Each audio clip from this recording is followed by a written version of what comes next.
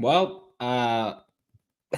Ole Miss just absolutely kicked the crap out of the Florida Gators on the road. We're going to talk about that, I guess, here on Locked On Gators. You are Locked On Gators, your daily podcast on the Florida Gators. Part of the Locked On Podcast Network, your team every day.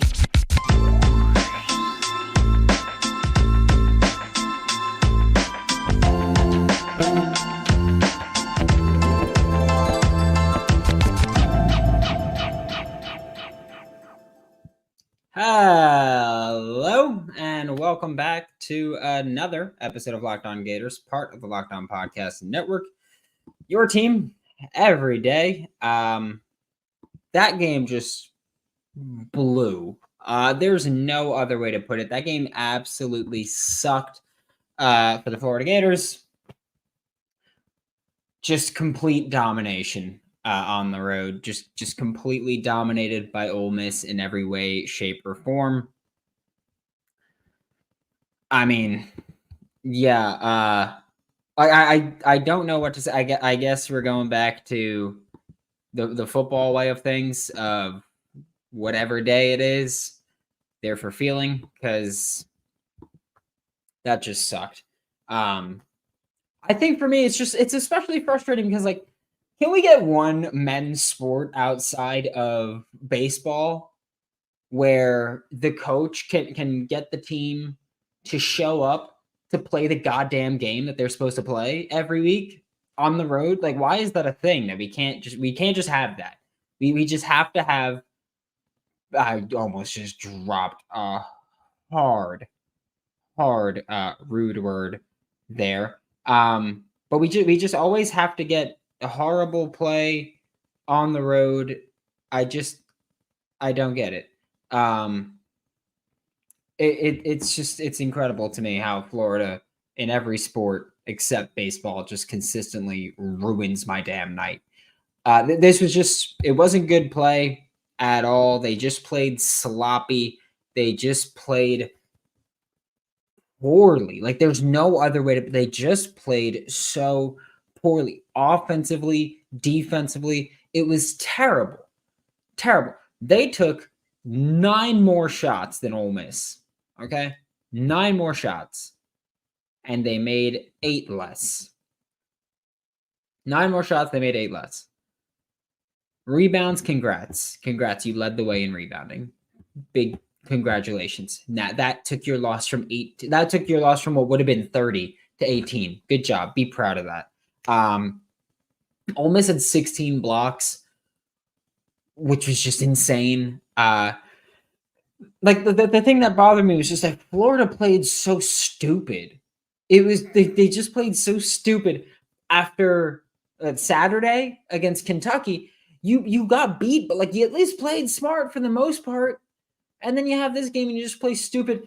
This team can't shoot free throws. Like it's rough. It is absolutely rough where Ole Miss just dominated them. Ole Miss has not lost at home yet. Ole Miss's one loss was, I think, to Tennessee, who took their first loss of the season tonight against Mississippi State.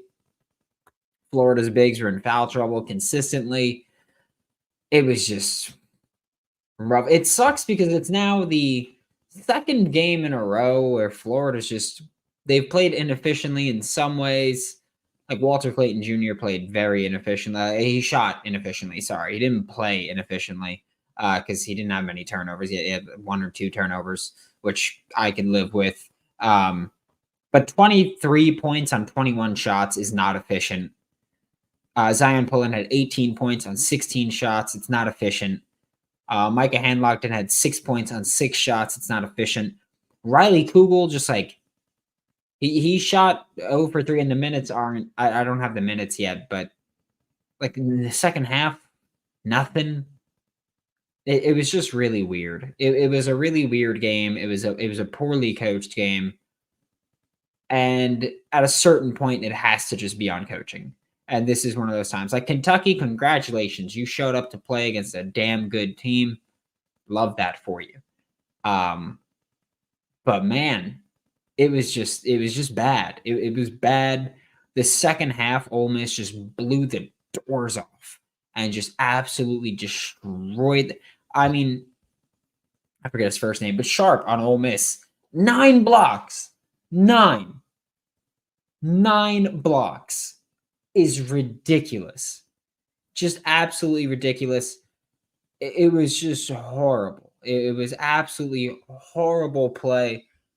I almost started this stream like with 5 minutes left in the game because it was just dog crap basketball. And it was like, even though I knew literally scientifically you can come back at that point when you were down with like 5-7 minutes left, it's like watching Florida play basketball. I knew they weren't coming back because it just sucked the entire time. They just played poorly. Scott Perry said Billy Donovan should be available before the season is over. Oh, God willing. Come on back, Billy. But yeah, it was just bad. And do you know the last? And I realize that me just saying, oh, it was bad isn't helpful. Do you know the last time that Ole Miss scored 100 in an SEC game? I don't know if you saw the stat when they hit 100. The last time that Ole Miss scored 100 in an SEC game, I was 5 years old. It was 2001. I had not turned 6 yet. So I was 5 years old. 5 when Ole Miss scored 100 in SEC play last time. And this time they did it. 103 to 85 is just a complete. It was an ass whooping. There's just no other way to put it. It was. There's just no other way to phrase it. It was just terrible basketball throughout from Florida. Tyrese Samuel with a second game of just crap. He played better this time in terms of like he actually scored the ball this time. Didn't rebound again. 5 turnovers, 4 fouls. It was just like Florida in every sport, it seems like every men's sport except for baseball just can't get out of their own way. And Ole Miss dominated them. Like, it's not just like, oh, you lost by a bit. Dominated them. And again, how you shot 9 more shots and made 8 less is ridiculous. And I understand how it works because Alex Condon had like 1,000 offensive rebounds. But it was just terrible. Brandon, I think you meant Golden, not hiring Donovan. I don't think Scott Strickland would get the opportunity to make that hire again. But we'll talk more about this. We'll get to the chat more after this. We just got to get a quick word from our sponsor, starting with LinkedIn. At the start of the new year, every small business owner is asking themselves the same question: what's the one move that I can make that'll take my business to the next level in 2024? And LinkedIn Jobs knows that your success all depends on the team you surround yourself with, whether that's the coaching staff or the roster that you build or your employees. That's why LinkedIn Jobs has created the tools to help find the right professionals for your team faster and for free. LinkedIn isn't just another stupid job board. LinkedIn has a vast network of more than 1 billion professionals, which makes it the best place to hire. LinkedIn also knows that small businesses are wearing so many hats and might not have the time or resources to hire. And thankfully with LinkedIn, the process is intuitive, quick, and easy. Post your job for free at linkedin.com/lockedoncollege. It's linkedin.com/lockedoncollege to post your job for free. Terms and conditions do apply. And also, this bonus episode of Locked On Gators is brought to you by FanDuel, America's #1 sportsbook, and the sportsbook that has helped me make a good bit of money in 2024. Even this piss poor game made money on it. The Jalen Murray is his name on Ole Miss. I had him to make 2 threes. He started 2 for 2 from 3.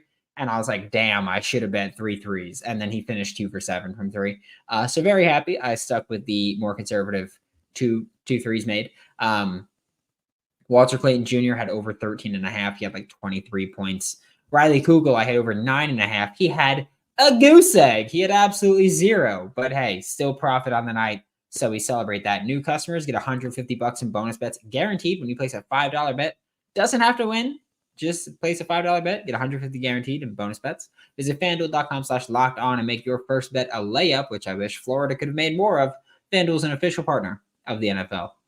Thanks for making Locked On Gators your first listen of the day, or I guess it's 11:30 as we're going live here. So I guess making it your last listen of the day.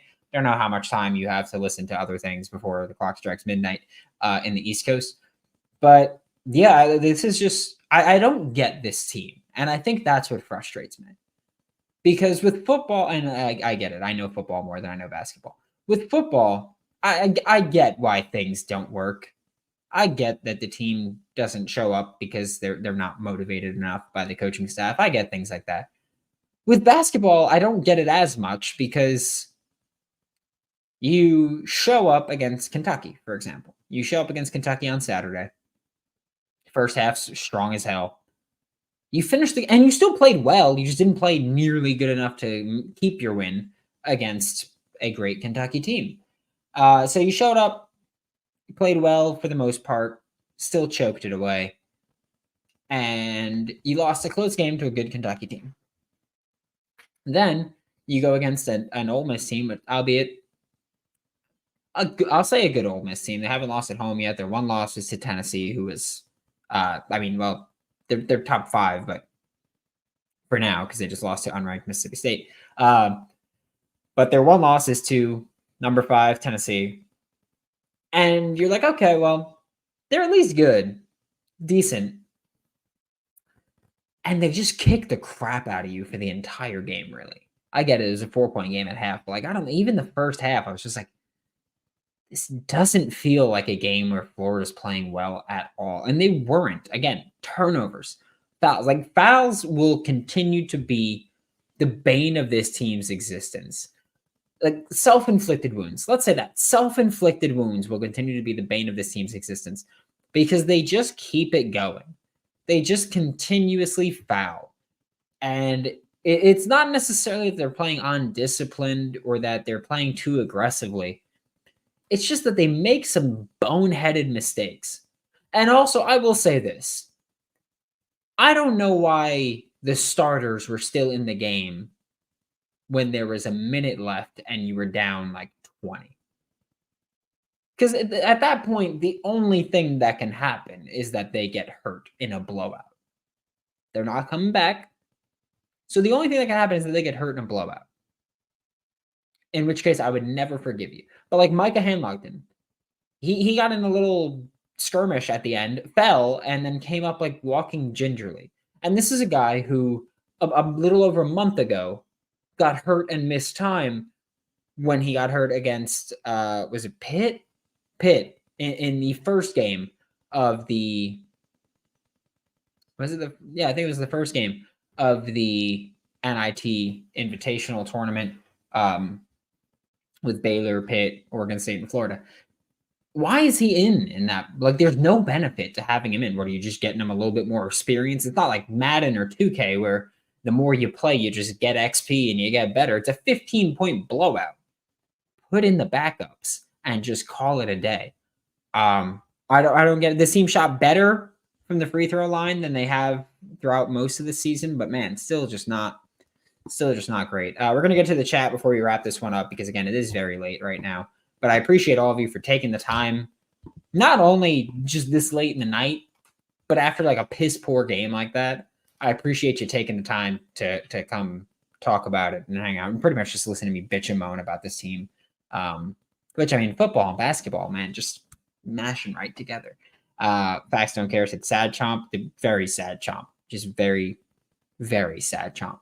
The post-Strickland era has to be on its way. Thank you, please.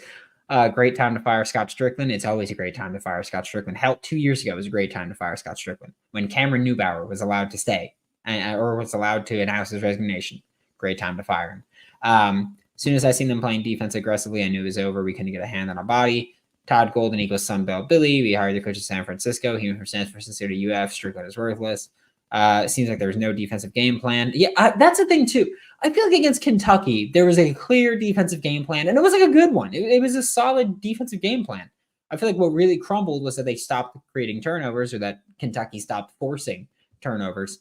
and that Florida's offense just like slowed down considerably. But against this, I feel like there was no true strategy thrown out there. And it could be, again, that I know football way more than I know basketball, and it's not easier for me to recognize those things for basketball. But it felt like there's nothing really, and that just sucked.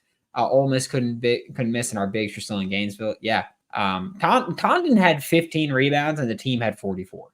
So yeah, there's that. I love how we hired these 30-year-old head coaches. I guess the rationale is he'll be coaching here for 35 years if this works out just right, because that's realistic.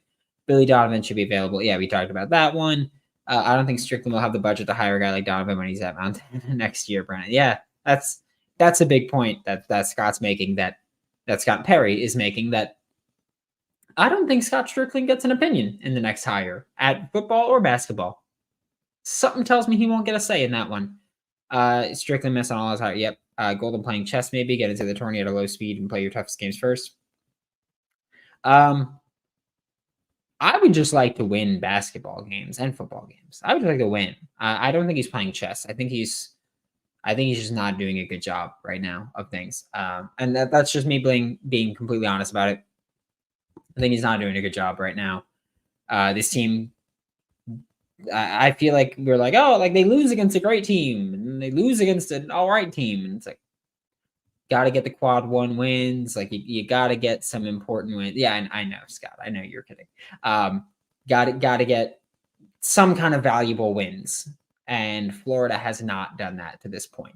And it's like, you look at Baylor, you look at Kentucky, they played close games and they lost close games. Like against Baylor, you lost a close game against a team that shot better than any team's ever going to shoot again. Still got to win, though. Thanks for making Locked On Gators your first, second, and third listen of the day, because this is the third time we've had an episode come out, and probably your last listen of the day. We'll be back tomorrow, 8 a.m. We're talking more Florida and what you could do about Nick Saban leaving, how you can kind of turn that into your advantage. For Locked On Gators, I'm Brandon Olsen. Don't forget to follow me on Twitter at WNS_Brandon. Find all my written work with Whole Nine Sports at Giants Country NFL 33. And as always, I will see you all tomorrow.